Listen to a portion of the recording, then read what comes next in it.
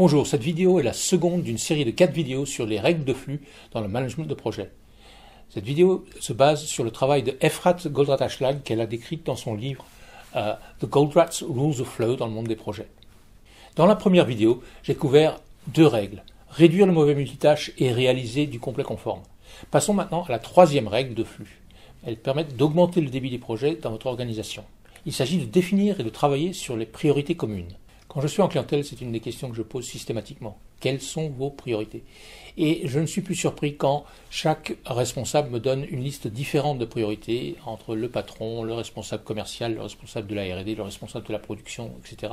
En fin de compte, il y a 3, 4, 5, jusqu'à 6 différentes listes de priorités, parfois officielles, qui existent et qui coexistent dans l'entreprise. Ce qui veut dire que, grosso modo, il n'y a plus de priorités du tout, n'est-ce pas? N'importe qui peut travailler sur n'importe quoi, ils sont sûrs que c'est prioritaire sur une des listes.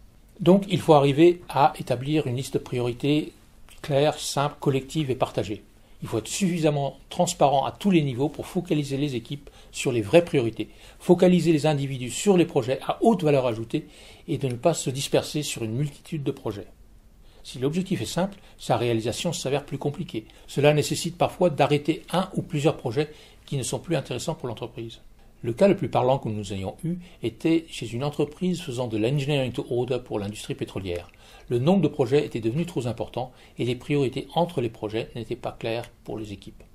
La solution était de définir avec les commerciaux l'ordre des priorités des affaires en priorisant les affaires qui étaient plus proches d'être un livrable. Et pour les autres affaires, il a été nécessaire de réaliser un gel sur certaines afin de garder temporairement un encours stable qui ne vienne pas perturber le reste du flux. La quatrième règle est d'assurer la synchronisation entre les tâches, les personnes et les ressources.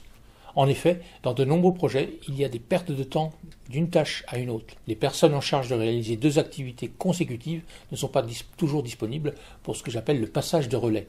À quelle fréquence dans vos projets un sujet tombe entre 2 bureaux ou bien attend 1 à 2 semaines dans une boîte d'email avant d'être traité? Ce que nous préconisons chez Maris Consulting est de justement traiter les activités comme si c'était une course de relais. Prévenir un peu en amont les acteurs qu'une activité va arriver dans leur périmètre. Et lorsque cela est possible, nous préconisons même d'avoir un relais physique qui se promène de bureau en bureau. Prenons le cas d'une entreprise qui faisait du développement d'antibiotiques pour les animaux.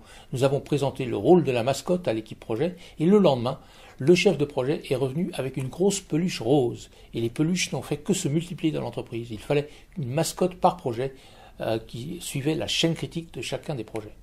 Le rôle de la mascotte est important, mais un autre aspect tout aussi important est la fréquence de mise à jour des projets. En effet, pour s'assurer d'une bonne synchronisation, il est nécessaire de rassembler l'équipe régulièrement pour vérifier que la chaîne critique du projet ne fluctue pas et repositionner la mascotte sur la branche adéquate si jamais la chaîne critique venait à varier. C'est pour cela que nous préconisons des mises à jour fréquentes, allant de la mise à jour quotidienne à des mises à jour hebdomadaires selon la typologie du projet et la durée de ces projets. Voici le retour d'expérience d'un de nos clients sur cette pratique.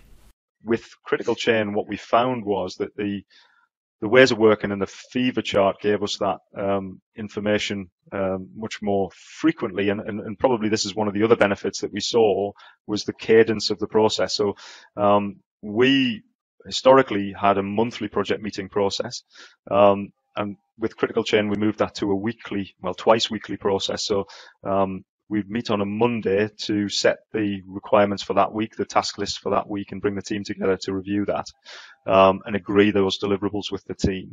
And then on a Friday, we'd come back together to look at what's been delivered during that week. And if it hadn't been delivered, how much more time the team needed to do that delivery, and then ask them what help they needed. So every week, then we would get a fever chart that showed the progress on the project.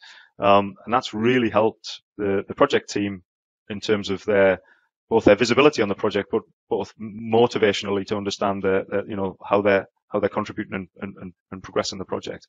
J'espère que cette vidéo vous aura été utile. Bonne journée, merci.